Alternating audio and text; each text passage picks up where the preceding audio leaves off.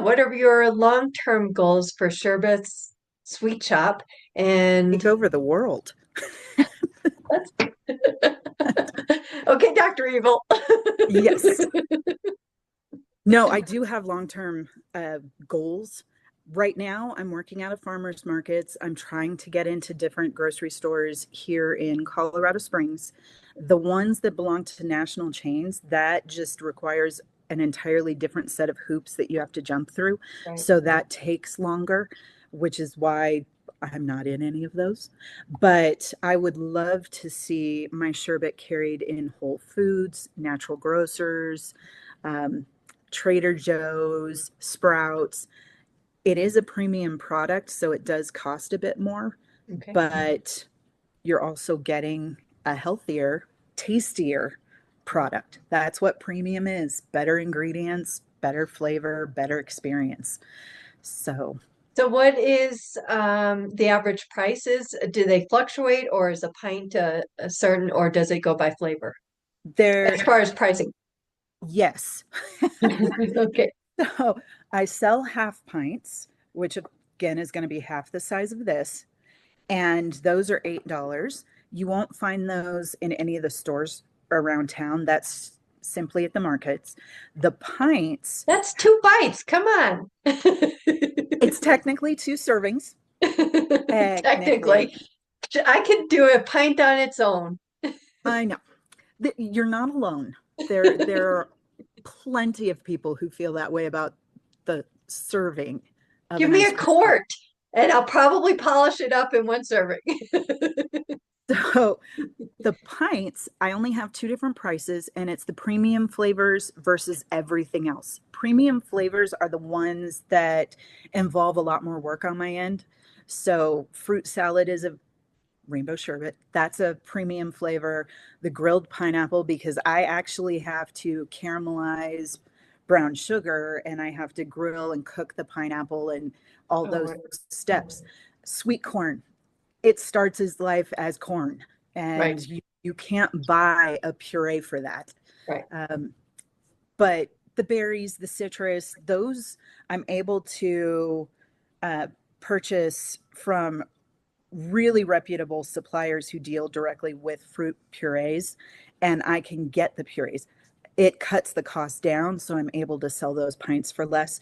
So the pints that are standard flavors, those are $12 a piece, but the premium, those are 16. Okay. And it's simply a reflection of the amount of work and time that goes into it. Right. And But now everything is higher price in general. mhm, So, yes, luckily it hasn't hit because my suppliers thankfully are domestic. So all of my berries come from Oregon or California.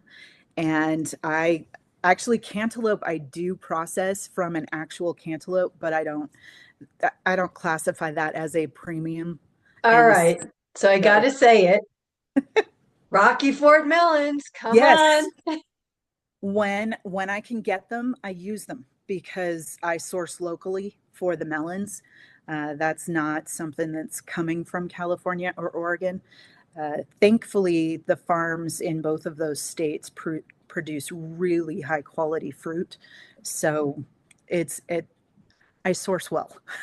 Are you going to take a trip out to La Junta, I think is where the Rocky Ford, melons. Maybe there's also some farms down in the Pueblo area Okay. that produce, and Ahava Farms, shout out to them, out in Peyton.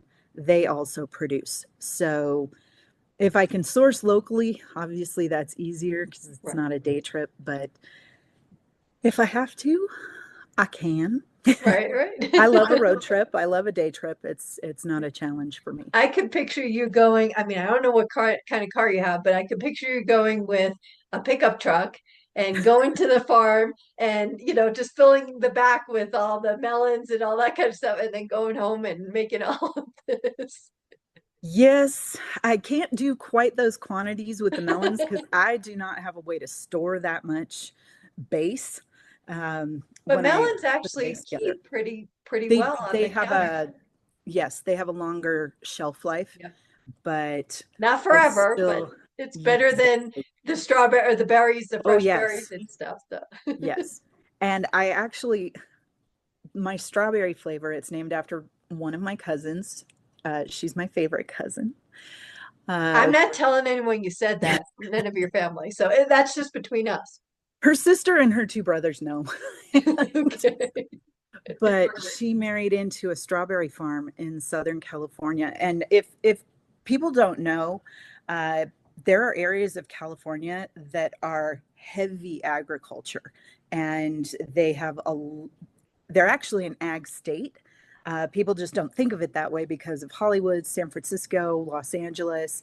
So they have a different image. But she married into Harry's Berry's strawberry farm. And Harry's Berries is a big deal in Southern California.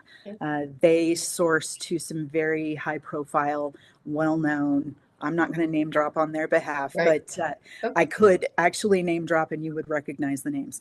Okay. So they supply, but she married in. And so periodically I drive out there and I come back with a lot of their strawberries Oh, nice. because they were picked yesterday at peak Wow. ripeness. And actually I process them out there so Right. that I can then throw them in the freezer and they'll hold and I don't have to worry about any spoilage. Right. But one of my limited edition, and it is a premium flavor, it's based on a specific strawberry that they grow, but the season is small and the berries are small. So Oh, the wow. amount, yeah, it's an expensive flavor to make, but it's a Mara Dubois strawberry. And when you put it in your mouth, it has this wonderful floral bouquet Oh. and you know you're putting a strawberry in your mouth, but then the Concord grape chaser hits and your brain is a little confused about what you just ate. But it was cultivated under wine grapes. And so some of the flavor transferred through the minerals in the soil.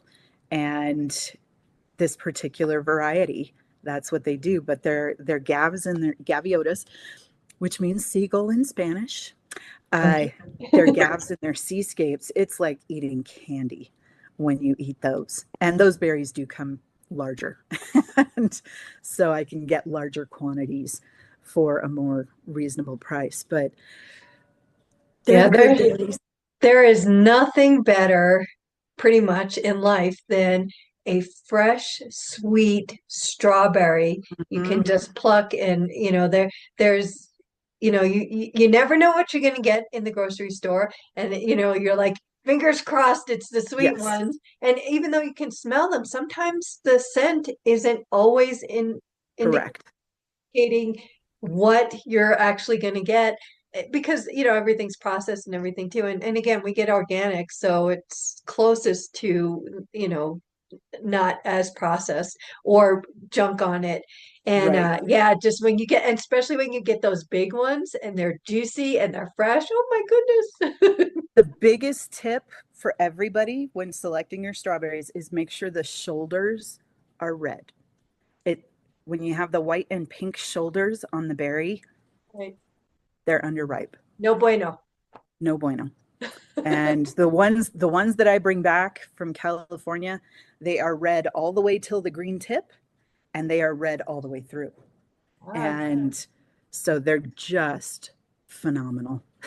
Well, thank you so much for that tip because anybody can use that. And Yes. again, as you put that in your products, I can't wait to try. So